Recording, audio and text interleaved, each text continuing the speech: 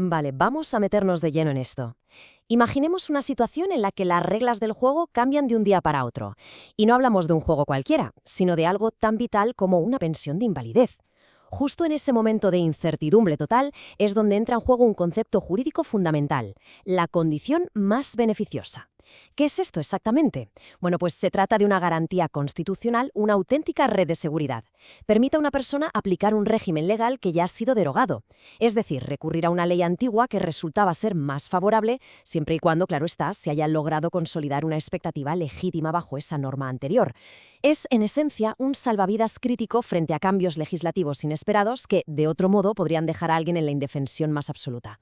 Pero claro, esto nos lleva de cabeza a un conflicto central, una disyuntiva realmente compleja. ¿Qué pasa cuando una nueva ley entra en vigor y de repente hace que sea muchísimo más difícil acceder a esa pensión? Pensemos en el drama humano real que esto genera. Alguien sufre un accidente o una enfermedad grave, pierde su capacidad para trabajar de la noche a la mañana y descubre que los requisitos para obtener su sustento han cambiado drásticamente. ¿Debemos proteger incondicionalmente al individuo aplicando siempre la ley antigua pase lo que pase?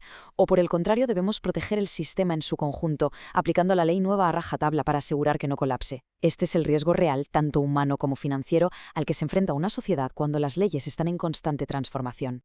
Bienvenidos a este análisis. Hoy vamos a desgranar un auténtico choque de trenes entre dos de las altas cortes de Colombia. Vamos a poner cara a cara a la sentencia T-295 de 2015 de la Corte Constitucional frente a la sentencia SL-2358 de 2017 de la Corte Suprema de Justicia. Son dos visiones imprescindibles, casi opuestas, pero profundamente necesarias para entender cómo funciona de verdad el derecho a la seguridad social en la práctica.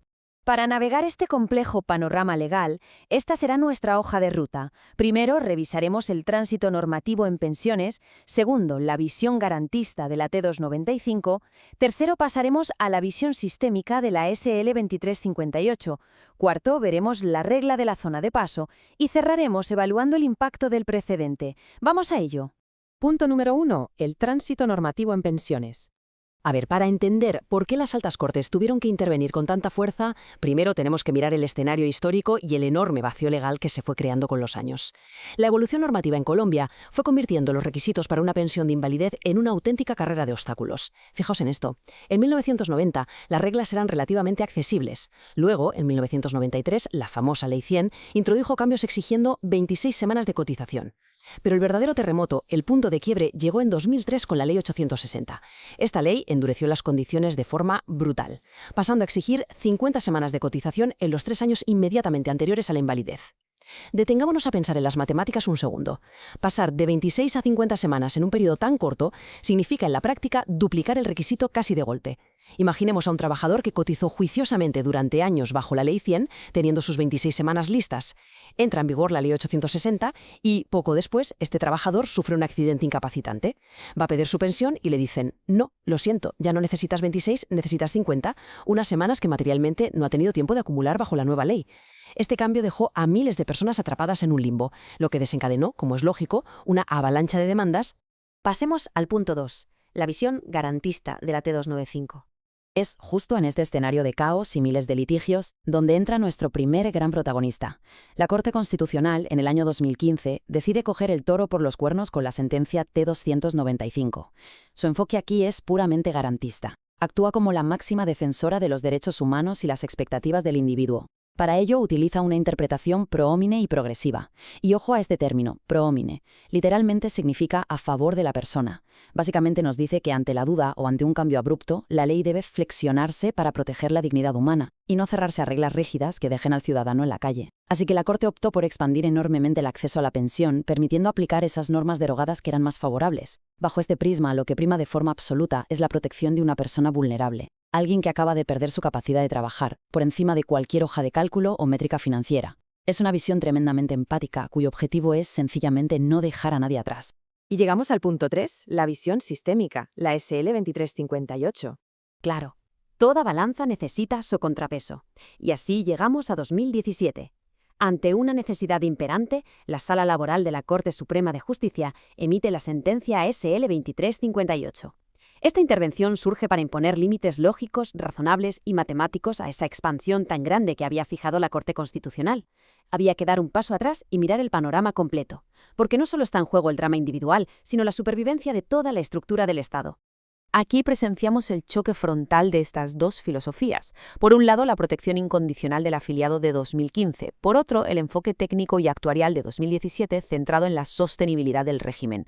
La Corte Suprema dice, vale, aceptamos el principio de la condición más beneficiosa, no lo vamos a eliminar, pero cuidado, esto no puede ser ni absoluto ni permanente. Y tiene todo el sentido del mundo. No se puede permitir aplicar indefinidamente leyes derogadas de hace 20 años a cualquier persona que lo pida, porque si hacemos eso, el sistema sencillamente quiebra. Y si el sistema quiebra, las consecuencias son catastróficas para absolutamente todos. Ni los nuevos, ni los antiguos, ni sanos ni enfermos cobrarán un céntimo. Proteger a unos pocos hoy con reglas desfasadas pondría en riesgo de muerte todo el esquema de seguridad social del país.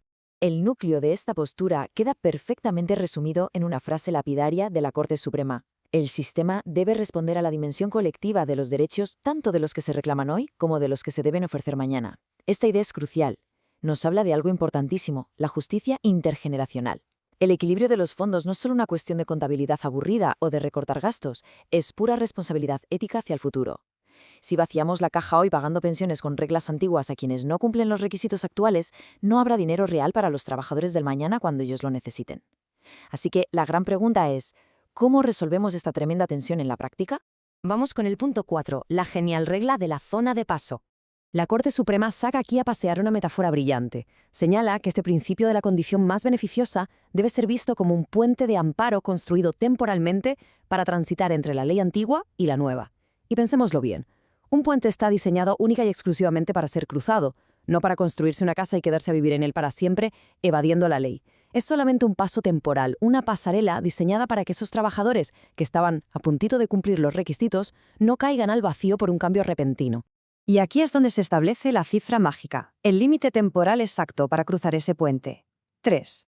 3 años exactos. Ese es el lapso determinado para conservar esos derechos en tránsito entre la Ley 100 y la Ley 860.